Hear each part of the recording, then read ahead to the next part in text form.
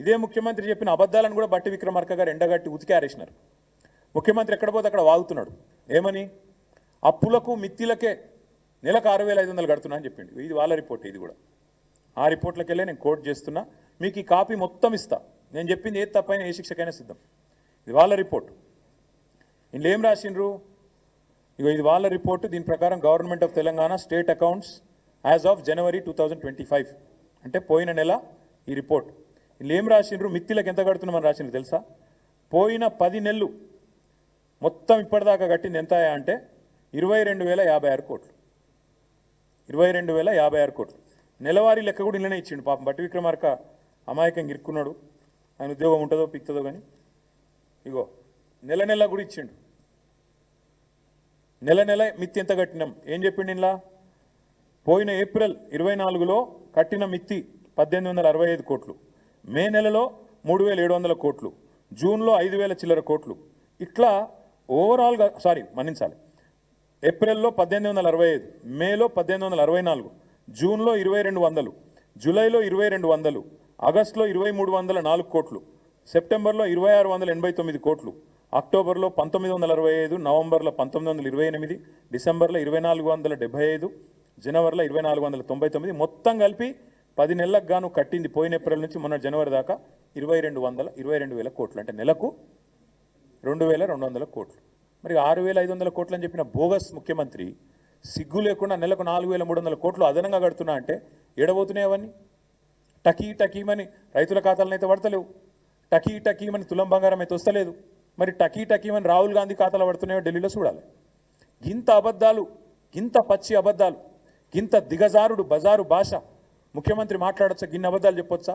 మిత్తి 6,500 కోట్లు అని ముఖ్యమంత్రి చెప్తాడు, లేదు 2,200 కోట్లు అని ఉప ముఖ్యమంత్రి గారు విడుదల చేసిన నివేదిక చెప్తా ఉంది. ఇగో ఇది వీళ్ళ వాస్తవ రూపం. ఇంకా దారుణం ఇదొకటి. ఇంకా దారుణమైన విషయం చెప్తాను. వీళ్ళు ఎట్లా చెప్తారంటే ఏదో మిత్తిలు బాగా అయిపోయినాయి, రాష్ట్రం అప్పుల పాలైందని దిక్కుమాలిన మాటలు మాట్లాడతారు. మాకు వాళ్ళు అప్పచెప్పిపోయినాడు, ఇది వాళ్ళ గ్రాఫ్, ఇది కూడా నాది కాదు. మాకు వాళ్ళు అప్పచెప్పిపోయినాడు మిత్తిల విషయంలో, మిత్తిలు as percentage of interest as percentage of SOTR అంటే రాష్ట్ర ఆదాయం ఎంత, దానిలో మిత్తిల శాతం ఎంత. మాకు అప్పచెప్పినాడు 2014లో రాష్ట్ర ఆదాయంలో మిత్తిల శాతం 21.64%.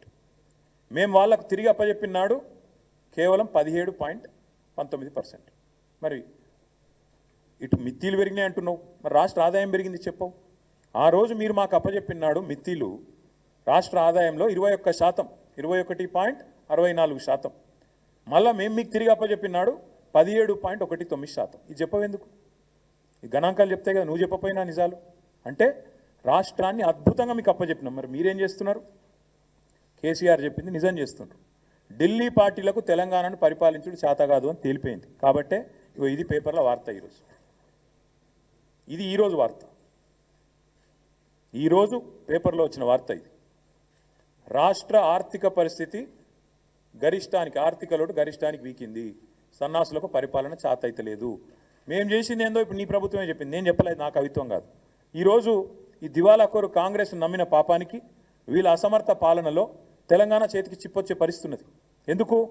ఎందుకు అంటే జనవరి నెలాఖరు వరకు, అంటే మొన్న పోయిన నెలాఖరు వరకు రెవెన్యూ ఆదాయం వీళ్ళు 1,23,000 కోట్లు ఆదాయం ఆర్జించినారు. కానీ ఖర్చు పెట్టింది 1,00,000 కాదు, 1,23,815 కోట్లు వీళ్ళు సంపాదించినారు. ఖర్చు చేసింది మాత్రం 1,49,866 కోట్లు. అంటే రాబడి కంటే ఖర్చు 26,000 కోట్లు ఎక్కువ. ఏడబోతున్నాయి ఈ పైసలన్నీ? కొత్త స్కీమ్ చాలు చేయలే, ఒక్క మనిషికి కొత్త రూపాయి ఇయ్యలేను. మహిళలకు 2,500 అన్నావు, 2 రూపాయలు ఇయ్యలే. తులం బంగారం అన్నావు, మన్ను కూడా లేదు. రైతు బంధు వెయ్యవు, రైతు రుణమాఫీ చెయ్యవు.